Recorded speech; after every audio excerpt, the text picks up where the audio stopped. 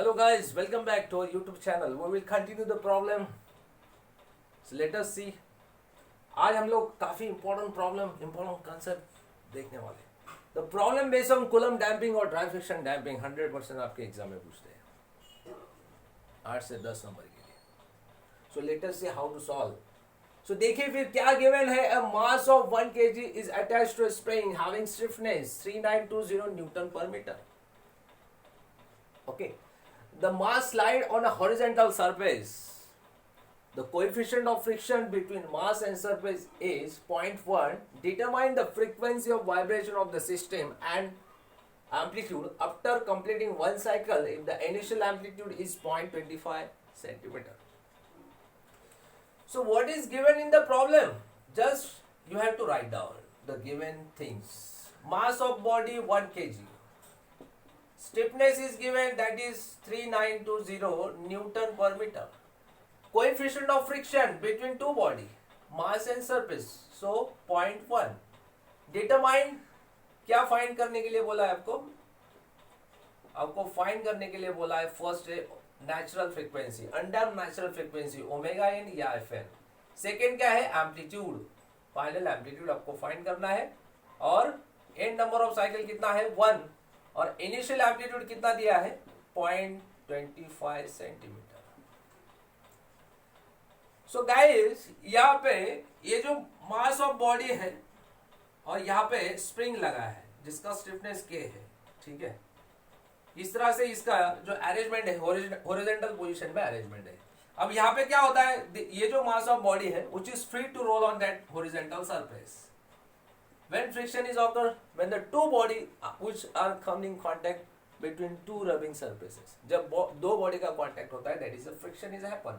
Okay, ये mass of body और ये horizontal surface that is a friction. तो ये जो बॉडी है जिसका सेल्फ वेट कितना है? Gravitational force always acts in downward direction mg, और इसके अपोजिट डायरेक्शन में जो नॉर्मल रिएक्शन बनता है rn. ठीक है. अब ये जो बॉडी है इसको हम लोग मान लो ये राइट डायरेक्शन में, मेरे राइट डायरेक्शन में अगर तुम डिस्प्लेसमेंट देते हैं, मूव करते हैं, कितना इनिशियल डिस्प्लेसमेंट लेंगे? 0.25 centimetre. Velocity x dot acceleration से, ठीक है, ये डायरेक्शन में. अब डायरेक्शन ऑफ मोशन ये बॉडी का इधर है, तो इसके अगेंस्ट में लगने वाले फोर्स है जो फ्रिक्शनल फोर्स लगेगा, और ये स्टिफनेस की वजह से एक स्प्रिंग फोर्स एक्ट होगा जो कितना है? Stiffness into deflection K. Okay. अब फर्स्ट फाइंड आउट करने के लिए क्या बोला है? Omega N. ये तो हमको इजीली मिल जाएगा. Omega N is equal to under root K by M कर लो. कितना है? रख दो फिर वैल्यू. 3920 अपॉन एन कितना है? 1. सो गाइस आपको ओमेगा एन मिल जाएगा. एक मिनट से जो मिलेगा आपको 62.61. Everybody you have to solve in calci. अगर आप एफएन में लेंगे तो ये फ्रीक्वेंसी भी आपको मिल जाएगी, ठीक है, 62.61. सो गाइस ये एफएन वाला जो है ये फ्रीक्वेंसी आपको हर्ट्ज के अंदर मिलेगी जो है 9.965. 9.965. ठीक है. अब हमें क्या करना है? फाइनली एम्पलीट्यूड फाइंड आउट करना है. तो कैसे करेंगे? मान लो ये जो सेम जो फिगर है इसको हम लोग ग्राफ से अगर समझेंगे तो कैसा समझते हैं हम लोग? ये डिस्प्लेसमेंट वर्सेस टाइम डायग्राम, ठीक है. तो यहां से इस तरह से आपका जो है रिडक्शन इन एम्पलीट्यूड होते जाता है. फाइनली वो यहाँ पे उसकी मेन पोजीशन अचीव कर लेता है, ठीक है. The vibration is completely died and they achieve there which is close to that mean position. Okay. So after completing one cycle, ये वन साइकिल यहाँ पे कंप्लीट हो रहा है. तो वन साइकिल कंप्लीट होने के बाद में यहाँ पे जो इनिशियल डिस्प्लेसमेंट कितना है? 0.25. ठीक है. तो ये फाइनल एम्पलीट्यूड आपको फाइंड आउट करना है. तो how will you find out? अब यहाँ पे रिडक्शन इन एम्पलीट्यूड उसका एक फॉर्मूला बनता है delta is equals to 4f upon K. ठीक है. तो इतना लॉस ऑफ एम्पलीट्यूड होते जाता है पर साइकिल, तो उसका फॉर्मूला यहाँ पे बनता है 4f अपॉन के. So delta is equals to 4f upon k. ठीक है. So frictional force is always directly proportional to the normal reaction, and ये according to static equilibrium position में ये बोथ द फोर्सेस बैलेंस हो जाते हैं, Rn is equals to mg। ठीक है, सो Rn की जगह पे क्या लेंगे आप लोग, Rn की जगह पे क्या लेंगे, mg लेंगे। तो यहाँ पे एक कांस्टेंट मिलता है, जो कांस्टेंट क्या है, coefficient of friction. So important formula guys, you get it, यहाँ पे क्या है, फ्रिक्शनल फोर्स का म्यू mg। ठीक है, तो यहाँ पे गाइस अब रख दो वैल्यू, पॉइंट म्यू कितना है 0.1, m कितना है 1, g कितना लेंगे 9.81। सो frictional force you will get in newton.